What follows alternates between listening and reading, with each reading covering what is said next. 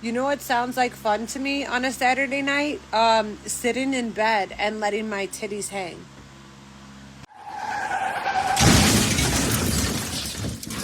Looking like a fried egg on a nail.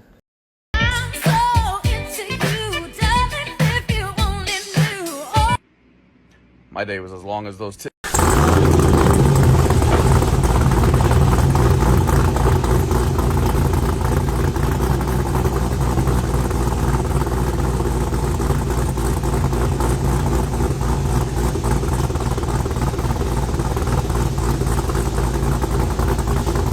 Hey, Chaos, check out this fucking short bed C10. Man, they cammed the hell out of this thing. It's pretty dope. University of Arizona, the statistic is 1 in 3 college students will get chlamydia, and half of those will get it more than once at U of A. Oh! Ew! Dude! What the fuck? I've had guys and girls be like, yeah, I've slept with like 200 people, but say they've never had chlamydia. I was like, you're either lying about how many people you slept with, or you're lying about never having chlamydia. Damn, both my little cousins are going to Arizona State. Hey, if you guys are watching, keep your shit strapped up, man. We don't want you coming home with nothing crazy.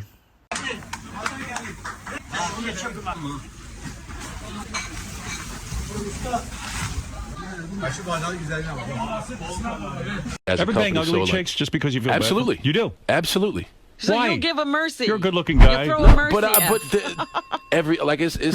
Would you ever do a fat chick? Absolutely. I believe it or not, there was an instance not too long ago where I hit the 280 mark. Say what? You banged the chick. Wait a second. Yeah. Let me get this. International wrestling superstar John Cena took home a 280-pound She chick. took me home. I didn't take her home. Were you attracted to her? Absolutely, and the experience was great. She have a nice face? She had a nice smile. Why did you do that? I don't understand. Well, first it was kind of a challenge set out to me by the entire roster, and it was like it was a thing where you won't do it. Okay, I'll do it, but it wasn't like she approached you and said, I'll "Listen, do it. Would you come back with me?" There was just like a moment. I'm pretty polite and respectable to everybody, so there was that moment, and then she walks away, and then the boys start getting on. Yeah, you won't do it, and it wasn't like okay, I'll do it. Tail between my legs, going over there. I said, not only will I do it, I'll enjoy it, and I did. It was a great night. Then John Cena blew the back out on a fatty. I'll be damned. Can't even believe it.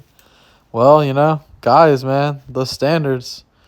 If it's hot and ready, I guess they going for it. I might get a lot of hate for this, but I have said it before and I will say it again. Men were taught their entire life how to treat a woman, but not what to expect from a woman. But women were taught their entire life what to expect from a man, but not how to treat a man. 没有撤退可言。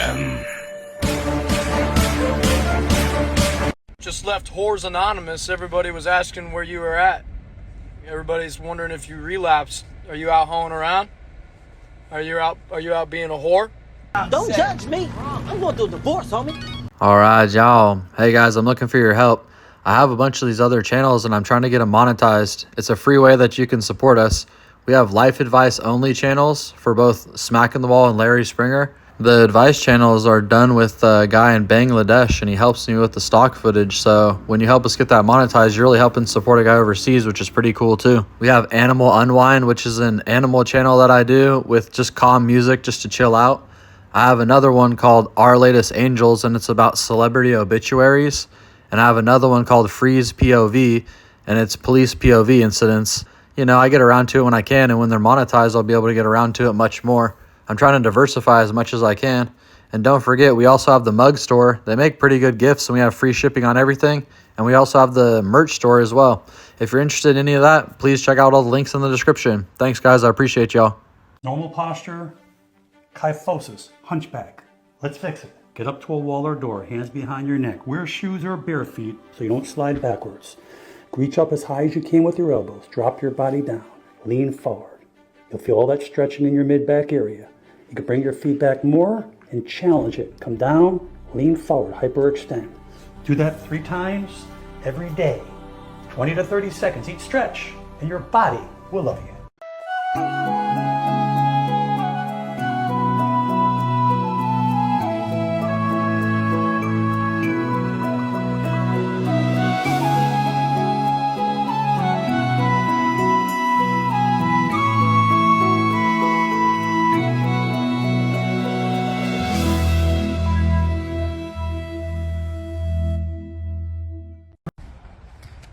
sorry. Oh, sorry, I'm just trying to get past. Did you just say you want to put it in my arse? What? No, don't put words in my mouth. You want to put it in my mouth as well? What? Oh my god, that's disgusting. But no need to beg. You can, just make sure you clean it in between. Come on. Slut. She's ready to turn into a little ATM. Why is it controlling? How about a guy just has some standards for himself and he's saying to himself, if I'm going to date you and we're going to be exclusive and I'm going to prioritize you in multiple ways, I have expectations of you, which means that you're not going to go out, get sloppy drunk with your friends, be around a bunch of guys that are going to be like, the whole time, and maybe behave badly because people make not so great decisions when they drink. And why are you putting yourself in that situation? I don't want to give my exclusivity to someone who's going to voluntarily put themselves in those situations. And by the way, if you have me and you're so happy with me, why do you need to do all of that? Perfectly reasonable for a man to come to the table and say those things. Guys are afraid to say them, oftentimes because they're afraid of losing a woman. Don't be afraid, men, to lose a woman who behaves badly. It will be an enormous favor to you if you lose someone that disrespects you consistently. Don't be afraid of the loss. Every ratchet's reaction. How dare you say I'm that type of girl? You all that type of girl. So Smackn elects to go to the middle of the track. He's very vulnerable there, and he's gone to the back. Comes through into third place. Leon Madsen up the inside. Smackn now electing to go wide in turns 3 and 4. Comes charging round the outside of the Danish rider. Kim Nielsen out of shape. Smackn up the inside. Nielsen just about hanging on, but here comes Smackn down the back straight. Awfully tight. Smackn's got this. He now surges to the front. What a ride from Smackn. Had to work overtime. Going to move on to 12 points if he can hang on out in front. With this goofy ass cap of what he won't do, the next man will. As a 38-year-old eligible bachelorette, I could tell you right now, the next man probably won't. You'll get it worse from him. But something that I really want to discuss with y'all, and this is going to catch me smoke, but you can't cancel reality. The playing field is not level. There are more good single women than there are good single men. And the reality is, what you won't do, the next bitch actually will. There are good women with good pussy and good credit and good manners, thirsty as fuck to come scoop up a man who will go 50% on the bills and come home at night to play his little fucking game.